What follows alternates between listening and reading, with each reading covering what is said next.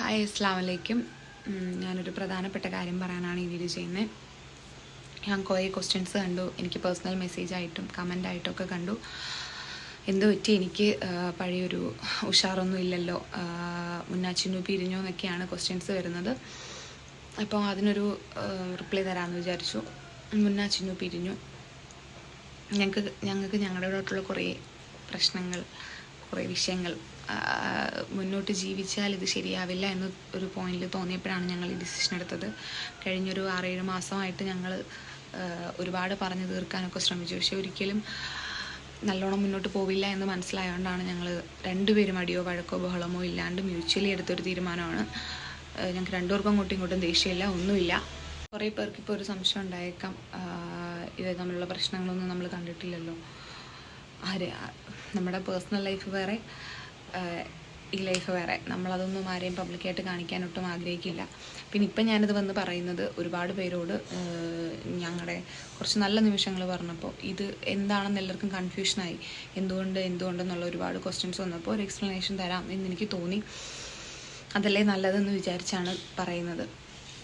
പിന്നെ എൻ്റെ ഈ ഒരു സിറ്റുവേഷനിലൂടെ കടന്നു പോയിട്ടുള്ള ചിലപ്പോൾ മേ ബി ഒരുപാട് ആൾക്കാരുണ്ടായിരിക്കും, അവർക്ക് ചിലപ്പോൾ പറഞ്ഞ കാര്യങ്ങൾ മനസ്സിലാവുമായിരിക്കാം.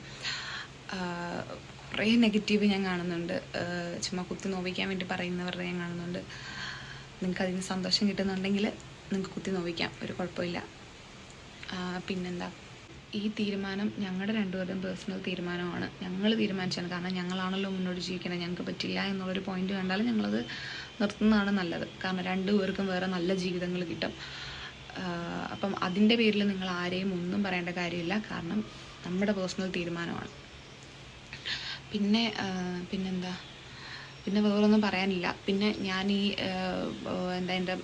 ഞാൻ പഴയ പോലെ അല്ല, എനിക്ക് പഴയൊരു ഉഷാറില്ല. എല്ലാം വരും, എല്ലാം തിരിച്ചു വരും. പടച്ചോൻ മറക്കാനുള്ളൊരു സാധനം നമുക്ക് എല്ലാവർക്കും തന്നിട്ടുണ്ടല്ലോ. എല്ലാം തിരിച്ചു വരും, എല്ലാം പഴയ പോലെ ആവും. പഴയ പോലെ ആയേ പറ്റൂ, ആകും, ഇച്ചി സമയമെടുക്കുമെന്ന് മാത്രം. അപ്പം അതുവരെ നിങ്ങളെല്ലാവരും കുത്തി നോവിക്കില്ല, അല്ലെങ്കിൽ ഇതാക്കില്ല എന്നുള്ളൊരു വിശ്വാസത്തോടെ ഇരിക്കുന്നു. അപ്പോൾ അത്രയേ ഉള്ളൂ. Okay, bye. സുഹൃത്തുക്കളെ, ഇത് ജാസ്മിന്റെ പഴയ ഒരു ബ്രേക്കപ്പ് വീഡിയോ ആണ് കേട്ടോ. പണ്ട് റിലേഷൻഷിപ്പ് ഉണ്ടായിരുന്നല്ലോ, ബിഗ് ബോസിൽ പോയ സമയത്ത് ജാസ്മിന്റെ വിവാഹമൊക്കെ പറഞ്ഞുറപ്പിച്ച് വെച്ചിരുന്നതാണ്. പക്ഷേ അവിടെ വെച്ച് നമ്മുടെ ഗബ്രിയായിട്ടുള്ള ആ ഒരു ഒരു ഇന്റിമസിയും ആ ഒരു സ്നേഹവും കാര്യങ്ങളും ഒക്കെ കണ്ടപ്പോൾ ഈ പഴയ വ്യക്തിക്ക് ചെറിയ ഈഗോ ഒക്കെ അടിച്ചു. പുള്ളിക്കാരൻ ജാസ്മിനെ വേണ്ടെന്ന് വെച്ചു. ഓക്കെ, അതിനെപ്പറ്റിയുള്ള വീഡിയോ ആണ് ഇപ്പോൾ നിങ്ങൾ കണ്ടത്. അപ്പോൾ ഇപ്പോൾ റീസെൻ്റ് ആയിട്ട് എനിക്ക് തോന്നുന്നു ഗബ്രിയും ജാസ്മിനും തമ്മിൽ ചെറിയൊരു റിലേഷൻഷിപ്പിലൊക്കെ ആയിരുന്നിരിക്കാം. ഓക്കെ, അവർ തമ്മിൽ ഒരുമിച്ച് ട്രിപ്പ് പോകുന്നു, അങ്ങ് ഇന്റർനാഷണൽ ട്രിപ്പ് പോകുന്നു, അതുപോലെ തന്നെ ഡൊമസ്റ്റിക് ട്രിപ്പ് പോകുന്നു, ഇന്ത്യയിൽ പലയിടങ്ങളിലായിട്ട് അവർ പോകുന്നു, അതുപോലെ തന്നെ ഇന്റർനാഷണൽ പോകുന്നു. അതെല്ലാം യൂട്യൂബിലടക്കം അവർ പങ്കുവച്ചതാണ്, വീഡിയോസ് അടക്കം. പക്ഷേ കഴിഞ്ഞ ദിവസം ഗബ്രി ഒരു ചാനലിൽ ഒരു ഇന്റർവ്യൂ കൊടുത്ത സമയത്ത്, അതൊരു സിനിമയുടെ പ്രൊമോഷനായിട്ട് ഇന്റർവ്യൂ കൊടുത്ത സമയത്ത് ഷൈൻഡോ ജാക്കൊക്കെ ഉണ്ട്. അപ്പോൾ ഗബ്രി അവിടെ നിന്ന് പറയുന്നുണ്ട്, ഞാൻ സിംഗിൾ ആണ്, ഞാൻ കമ്മിറ്റഡ് അല്ല എന്ന് ഗബ്രി എടുത്തെടുത്ത് പറയുന്നുണ്ടായിരുന്നു. ഓക്കെ, അപ്പോൾ ഇവർക്കിടയിലെ പ്രശ്നം എന്താണെന്ന് നമുക്കറിയത്തില്ല. പക്ഷെ ഇതിനെപ്പറ്റി നമ്മുടെ ഷഫീന ബീവി ഒരു വീഡിയോ ഇട്ടിട്ടുണ്ട്. സോ ആ വീഡിയോ നമുക്കൊന്ന് കണ്ടുവെക്കാം. ഷഫീന ബീവിയുടെ നല്ലൊരു വീഡിയോ എന്ന് വേണമെങ്കിൽ പറയാം കേട്ടോ. നല്ല രീതിയിൽ പുള്ളിക്കാരി സംസാരിച്ചിട്ടുണ്ട്, മാന്യമായിട്ടുള്ള രീതിയിലൊക്കെ തന്നെ സംസാരിച്ചിട്ടുണ്ട്. സോ ആ വീഡിയോ നമുക്കൊന്ന് കണ്ടുവെക്കാം. അത് കണ്ടിട്ട് ബാക്കി കാര്യങ്ങൾ നമുക്ക് സംസാരിക്കാം. മുതിർന്നവര് ചില പഴഞ്ചൊല്ലുകൾ പറയും, എന്നിട്ട് നമ്മളടുത്ത് പറഞ്ഞു തരും, അങ്ങനെ പോകരുത്, അവിടെ പോയാൽ പ്രശ്നമാണ് എന്ന്. ബനാന ടോക്ക് എന്ന് കേൾക്കും. ആ ഒരു ബനാന ടോക്കാണ് ഇന്നലത്തെ നമ്മളുടെ വിഷയം. വേണമെങ്കിൽ ഇതിനെക്കുറിച്ച് കുത്തിത്തിരിപ്പെന്നോ അല്ലെങ്കിൽ പരദൂഷണമെന്നോ കുഞ്ഞായ്മയെന്നോ എന്ത് വേണമെങ്കിലും പറയാം. എനിക്കിത് കണ്ടപ്പോൾ ഒന്ന് പറയണമെന്ന് തോന്നി. ബിഗ് ബോസ് വരെയാണ്, 15-ാം തീയതി തൊട്ട് ബിഗ് ബോസിൻ്റെ റിവ്യൂസൊക്കെ ഉണ്ടാകും. അപ്പോൾ അതിലേക്ക് നമ്മൾ പോവുകയാണ്. അതുകൊണ്ട് തന്നെ ഒരു സീസൺ 6-ലെ ഒരു കാര്യം, ഒരു തേപ്പ് കഥ, തേപ്പാണോന്ന് ചോദിച്ചാൽ അല്ല, ചതിയാണോന്ന് ചോദിച്ചാൽ അല്ല, എന്നാണോന്ന് ചോദിച്ചാൽ അതെ എന്ന ഉത്തരം. അപ്പം ഞാനിത് നമ്മുടെ ഷൈൻ്റെ ഒരു ഇന്റർവ്യൂവിനകത്തുനിന്ന് എടുത്തതാണ്. നമുക്കതൊന്ന് കാണാം. ഞാൻ മാത്രം ബാച്ചിലറുള്ളൂട്ടോ. എന്റെ കല്യാണം കഴിഞ്ഞു. നിങ്ങൾ കല്യാണം കഴിഞ്ഞിട്ടല്ലേ ജീവിക്കണത്? അല്ല, ലിവിങ് ടുഗദർ അല്ലേ?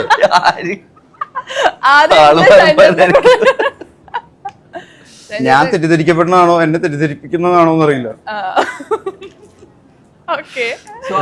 ഞാൻ സിംഗിൾ ആണ്. He is single and bachelor and still looking for girls. Yeah. 'Yeah? Still? Yeah. Okay. ഒരു സാധാരണക്കാരൻ്റെ പെർഫോമൻസ് ആണ് ആ പറഞ്ഞ ആൾ അവിടെ കാഴ്ചവെച്ചത്.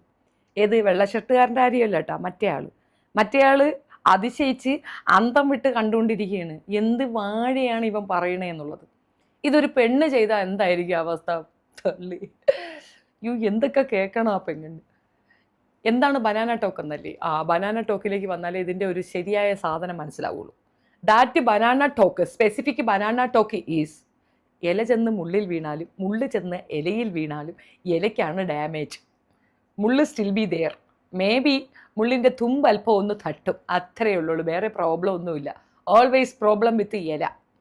ഇത് പഴമക്കാർ പറയുന്നതാ. ചില സമയത്ത് ഇവരൊക്കെ പറയണത് കറക്റ്റായിട്ട് ഭവിക്കാറുണ്ട്. Not the point.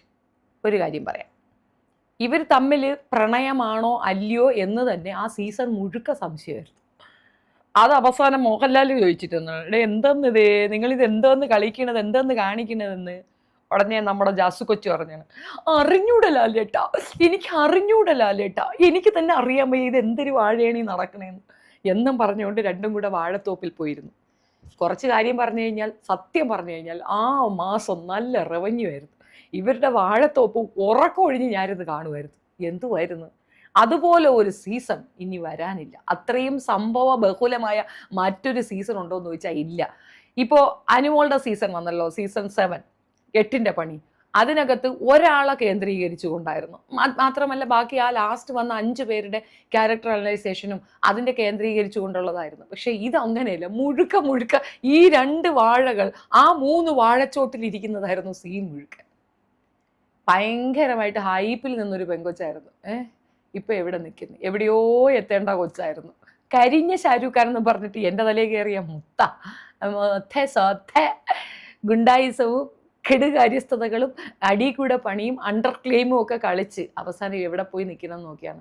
അവന് വല്ല കുലുക്കം ഉണ്ടാ. അവൻ സിമ്പിളായിട്ട് I am single, are ready to mingle, what is your situation? എന്തായി? പൊന്നുപോലെ നോക്കുന്ന ഒരു നല്ല കുടുംബം വന്ന് ചേർന്നു.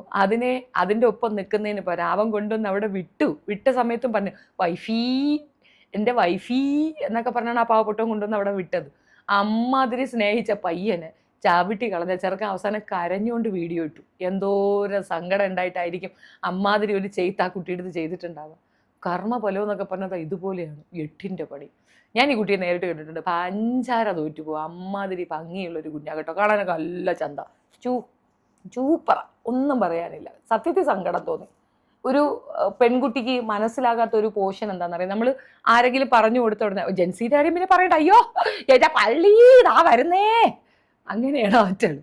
അതേസമയം അവരുടെ അടുത്ത് പറഞ്ഞു കൊടുത്താൽ അവർക്ക് തിരിയത്തില്ല.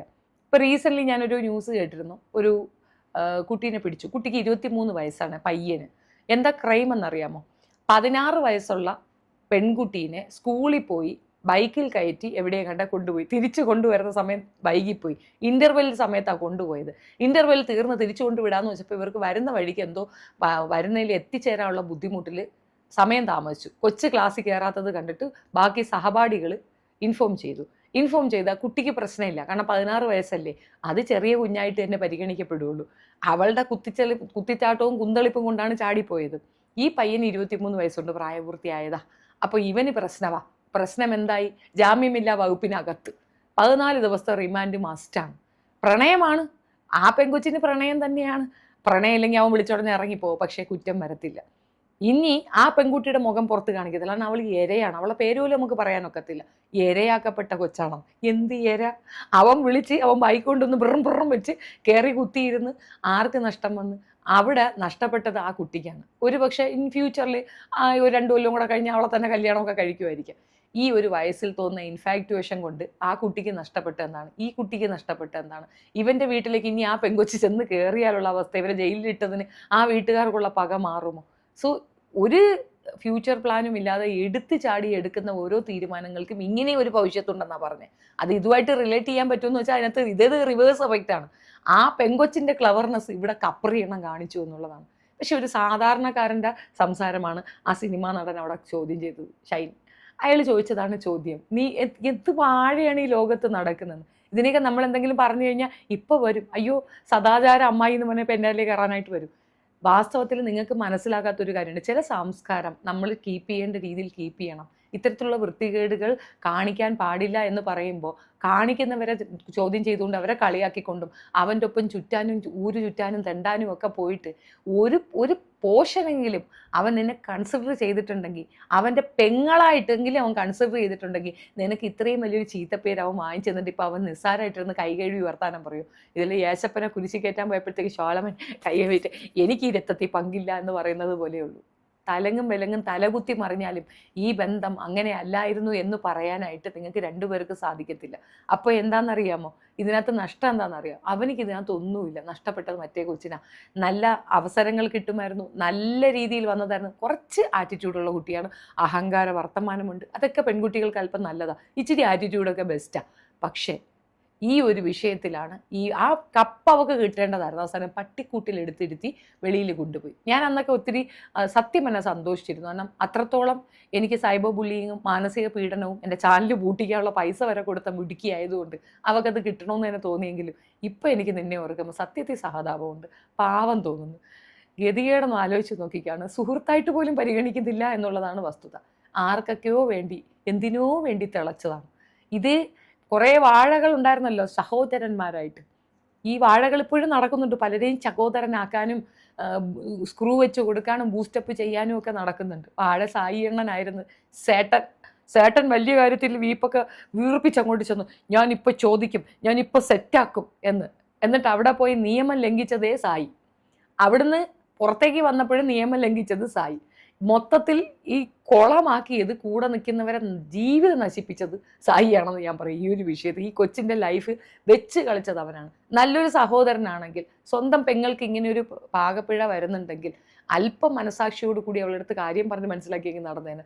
എനിക്ക് അതിനെക്കാട്ടിയൊക്കെ ഇത് തോന്നി എന്തെന്നറിയാമോ, കൂടെ കൊണ്ടിടുന്ന കൂക്കി ചേച്ചിയാണ് അതിനേക്കാൾ വലിയ പണി കൊടുത്തത്. പാപ്പാക്കും കുടുംബത്തിനും ഒക്കെ മനസ്സിലായി.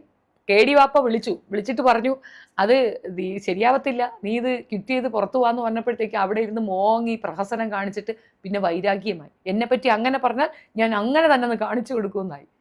ഇത് കണ്ടപ്പോൾ പറയണമെന്ന് തോന്നിയതാണ്. സത്യത്തിൽ വിഷമമുണ്ട് കേട്ടോ, സത്യമായിട്ടും പറയണം. ആത്മാർത്ഥമായ വേദനയുണ്ട്. ഒരു പെൺകുട്ടിക്ക് എങ്ങനെയൊന്ന് വന്നതിൽ വളരെ വേദനയുണ്ട്. പിന്നെ നിനക്ക് എന്ത് സംഭവിച്ചു എന്ന് നീ ചോദിച്ചുകൊണ്ട് വരണ്ട, എനിക്കറിയത്തില്ല. ബട്ട് ഇത് കേൾക്കുമ്പോഴുള്ള ഫീലിംഗ് ഒരു ലോഡ്. ഓക്കെ സുഹൃത്തുക്കളെ, നിങ്ങൾ കണ്ടല്ലോ, ഷെഫീന ബീവിയുടെ നല്ലൊരു വീഡിയോ ആയിരുന്നു കേട്ടോ. ശരിക്കും പറഞ്ഞാൽ അവർ ചെയ്തതിൽ വെച്ച് എനിക്കൊന്നും നല്ലൊരു വീഡിയോ തന്നെ ആയിരുന്നു. ഓക്കെ, അപ്പോൾ ജാസ്മിൻ ഈ വീഡിയോ കാണുമെന്നൊന്നും എനിക്കറിയാൻ പാടില്ല. പുള്ളിക്കാരിക്ക് ഇപ്പം കുറച്ച് നാളായിട്ട് ഒരു ഡിപ്രഷനോ കാര്യങ്ങളൊക്കെ ശരിക്കും മെന്റലി ഭയങ്കര ഡൗൺ ആണെന്ന് തന്നെ തോന്നുന്നുണ്ട്. കാരണം അതുപോലെ ആയിരുന്നില്ല അവർ. ഗബ്രി ജാസ്മിൻ എന്ന് പറയുന്ന ഒരു കോംബോ യൂട്യൂബിലൊക്കെ ഒരുമിച്ച് തന്നെ വീഡിയോസ് ചെയ്യുന്നു, ഒരുമിച്ച് റീൽസ് ചെയ്യുന്നു, ഒരുമിച്ച് കറങ്ങാൻ പോകുന്നു.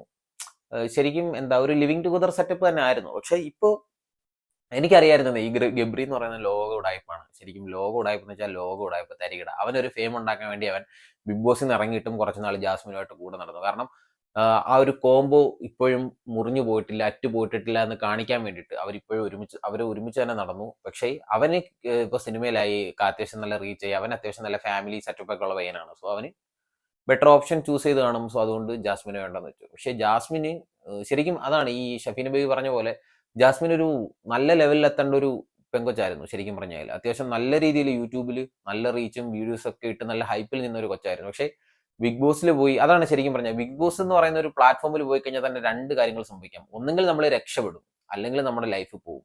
ഇവിടെ ശരിക്കും പറഞ്ഞാൽ ജാസ്മിൻ്റെ ലൈഫ് പോയി. പക്ഷെ അത് തിരിച്ചു പിടിക്കാൻ ജാസ്മിന് പറ്റും.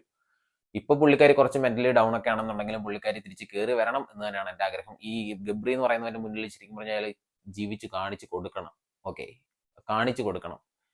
അപ്പോൾ ഈ ഒരു വിഷയത്തിൽ നിങ്ങളുടെ അഭിപ്രായം എന്താണെന്നുള്ളത് നിങ്ങൾ ജസ്റ്റ് ഈ വീഡിയോയിൽ ഒന്ന് കമന്റ് ചെയ്യുക. അതുപോലെ തന്നെ വീഡിയോ നിങ്ങൾ ലൈക്ക് ചെയ്യാൻ മറക്കരുതേ, വീഡിയോ ഷെയർ ചെയ്യാൻ മറക്കല്ലേ, എന്നെ ഫോളോ ചെയ്യാൻ മറക്കല്ലേ. ഞാൻ നിങ്ങൾക്ക് വേണ്ടി ഇത്ര കഷ്ടപ്പെട്ട് വീഡിയോസ് ഇടുന്നുണ്ട്. സോ നിങ്ങൾ എന്നെ ഫോളോ ചെയ്യാൻ മറക്കരുത്. യൂട്യൂബിലാണ് നിങ്ങൾ എൻ്റെ വീഡിയോ കാണുന്നതെന്നുണ്ടെങ്കിൽ നിങ്ങൾ ദയവ് ചെയ്ത് എൻ്റെ ചാനൽ ഒന്ന് സബ്സ്ക്രൈബ് ചെയ്ത് ആ ബെല്ലൈക്കണും കൂടെ ഒന്ന് എനേബിൾ ചെയ്ത് വെച്ചേക്കണം കേട്ടോ. അപ്പോൾ ഞാൻ ഇടുന്ന ഓരോ വീഡിയോസും നിങ്ങൾക്ക് നോട്ടിഫിക്കേഷൻ ആയിട്ട് വന്നു തരും.